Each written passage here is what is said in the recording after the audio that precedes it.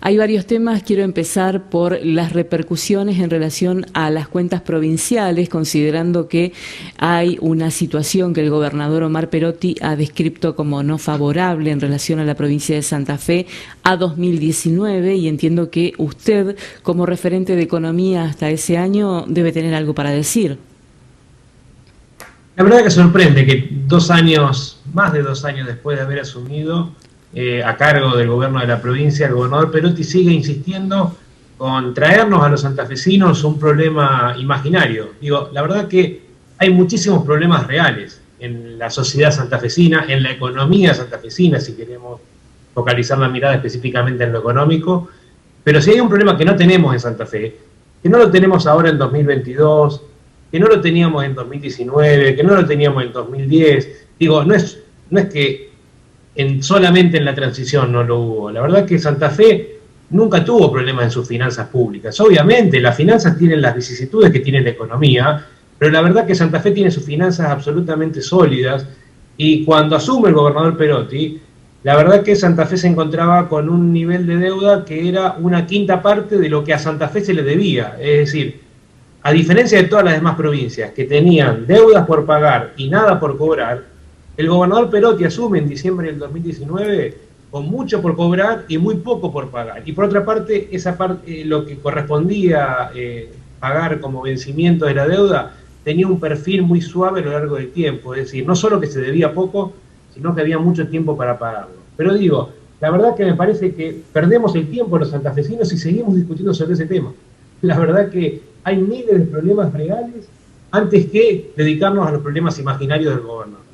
En relación a aquello que no pudieron pagar sueldos, no pudieron afrontar compromisos, usted lo define como una pérdida de tiempo. Sin embargo, muchos santafesinos, a lo mejor no en el día a día de la política santafesina, se pueden preguntar ¿por qué mentiría el gobernador?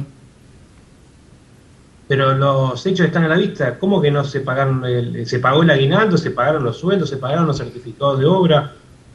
La verdad que una cosa es el relato, se quiso contar una situación que no era tal, y después la realidad se termina imponiendo. Los sueldos se pagaron, los aguinaldos se pagaron, los certificados de obra se pagaron, las facturas de servicio, se pagó todo. Digo, Santa Fe es una provincia que no ahora, sino desde hace largo tiempo, se puede preciar de su responsabilidad fiscal.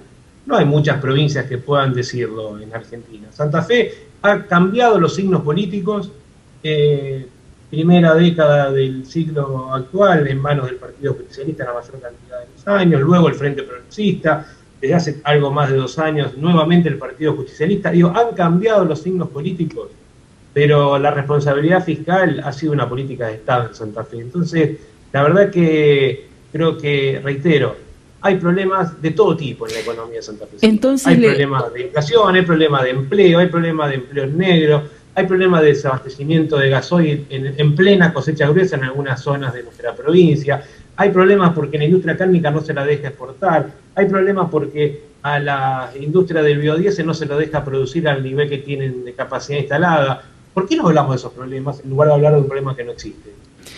¿Usted cree que tiene que ver con esa cantidad que usted enumeró de problemas que surja ahora esta cuestión? No lo sé, pero la verdad que quisiera que la agenda esté dominada por cómo resolvemos los problemas reales antes que discutir entre los políticos de algo tan alejado del día a día de la gente. La verdad que no cuenten conmigo para eso. Creo que Santa Fe tiene que discutir soluciones concretas a los problemas reales. Voy a apelar a su condición de economista para conocer su impresión acerca de los anuncios económicos formulados en el día de ayer por el presidente de la Nación y el ministro de Economía. En principio, con la posibilidad de una situación tributaria distinta para los ingresos inesperados. Bueno, más de lo mismo, ¿no? Paliativos o parches, como quieran adjetivarlo, que ponen de manifiesto la incapacidad de la economía argentina, de la dirigencia política argentina en realidad, de encontrar una política económica que nos fije un horizonte de claridad y que nos genere confianza, básicamente, en que hemos elegido un camino que podremos sostener a lo largo del tiempo. Por un lado, una política de gasto social sin mucha razonabilidad, más que decir, bueno, como la inflación que se anunció la semana pasada fue muy alta, respondamos con un aporte de emergencia, por única vez, como si eso solucionara el problema de los sectores menos favorecidos de la población argentina.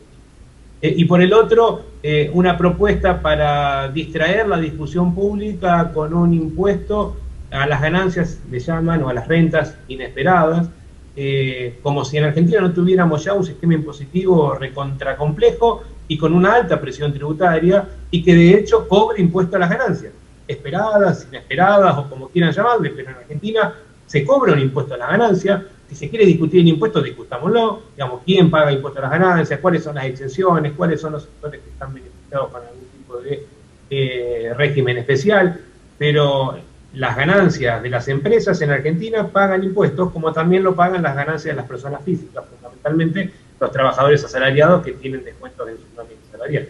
Voy a apelar a su condición de profesor para que haga un poco de docencia en este tema.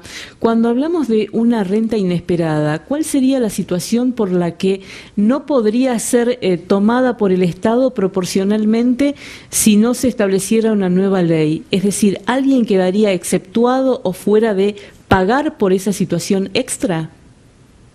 No, la verdad que, digo, no quiero ser muy académico ni muy técnico en esto, pero la ganancia es la diferencia entre ingresos y gastos, ingresos y costos, si quieren llamarlo de alguna manera, ¿no? Sobre esa masa de dinero, que es lo que se genera de rentabilidad por el ejercicio de una actividad empresarial determinada, el gobierno nacional cobra una alícuota impositiva que llega al 35% para el caso de los mayores ingresos. Ahora, esa ganancia, reitero, es la diferencia entre ingresos y gastos. En una determinada circunstancia, los ingresos de un sector empresarial determinado se incrementan como consecuencia de que los precios de los productos que venden son más altos por una circunstancia extraordinaria, las ganancias se van a ver incrementadas y en consecuencia el impuesto a la ganancia le va a recaer sobre esa mayor ganancia que la empresa o el conjunto de empresas hayan tenido. Bien, queda claro. ¿Qué impacto puede tener el anuncio de los bonos para monotributistas, para jubilados?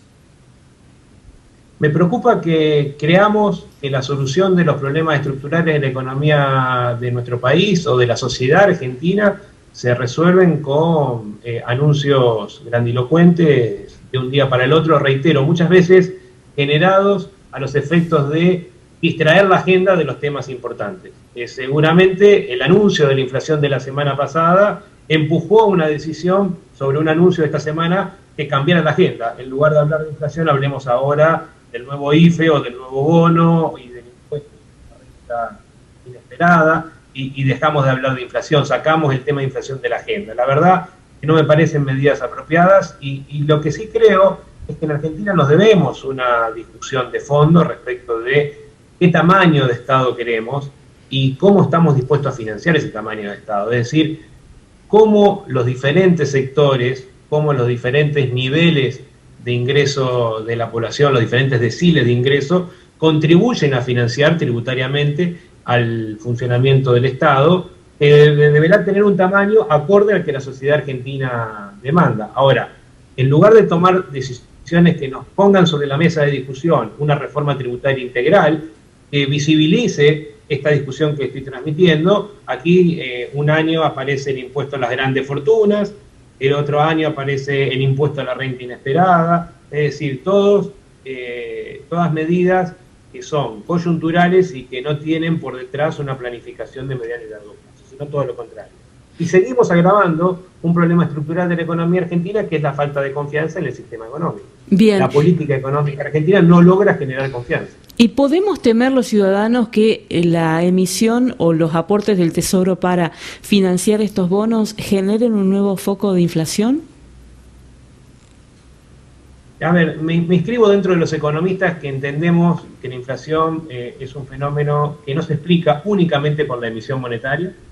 Hay otros factores que también contribuyen a generar inflación y que en determinadas coyunturas incluso prevalecen esos otros factores por sobre la emisión monetaria en la explicación de la inflación. Ahora bien, del mismo modo que digo esto, también digo que cuando uno emite dinero sin el respaldo suficiente y sin una economía que esté dispuesta a tomar esos nuevos pesos, los economistas le decimos la demanda de dinero, es decir, cuando los argentinos no queremos más pesos circulando en la economía porque no confiamos en la moneda, esa emisión monetaria termina siendo inflacionaria. Entonces, si el gobierno anuncia una medida dirigida a paliar una situación de dificultad social en un determinado grupo de nuestra sociedad, y le da recursos, llamémosle IFE, llamémosle como quiera, sin contraprestación, es decir, una transferencia lineal de dinero, y lo financia con emisión monetaria, luego esa emisión monetaria va a traer consigo mayor inflación, y el que más va a perder es precisamente el sector que recibió ese IFE de emergencia, por llamarlo de alguna manera. Entonces, creo que tenemos que tener una discusión más de fondo. Y apelo ahora a su trabajo en la consultora que lidera. ¿Qué están viendo ustedes en cuanto a previsiones de inflación?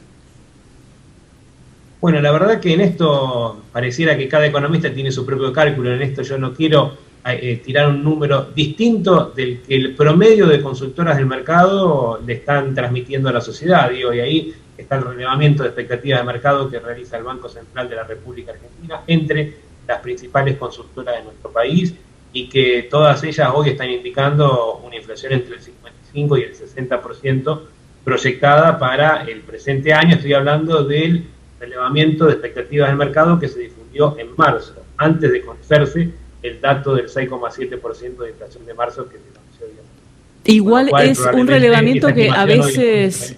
Perdone la interrupción. Es un relevamiento que muchas veces no ha justamente acertado con las previsiones, ¿no?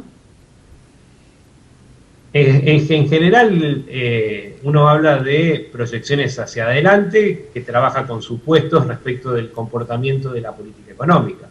Evidentemente, las consultoras que hacen esas proyecciones, lo que hacen es suponer un determinado comportamiento de la autoridad monetaria en términos de fijación de la tasa de interés, un determinado comportamiento de la autoridad monetaria en materia de emisión de dinero, pero quien conoce realmente los resortes de la política económica es el gobierno. Y no nos olvidemos que el gobierno estimó para el 2022, en el presupuesto, en el proyecto de presupuesto que luego fue rechazado en el Congreso, pero que fue presentado por el Poder Ejecutivo Nacional, estimó una inflación para todo el año del 30%, y llevamos el 16 en 3 meses.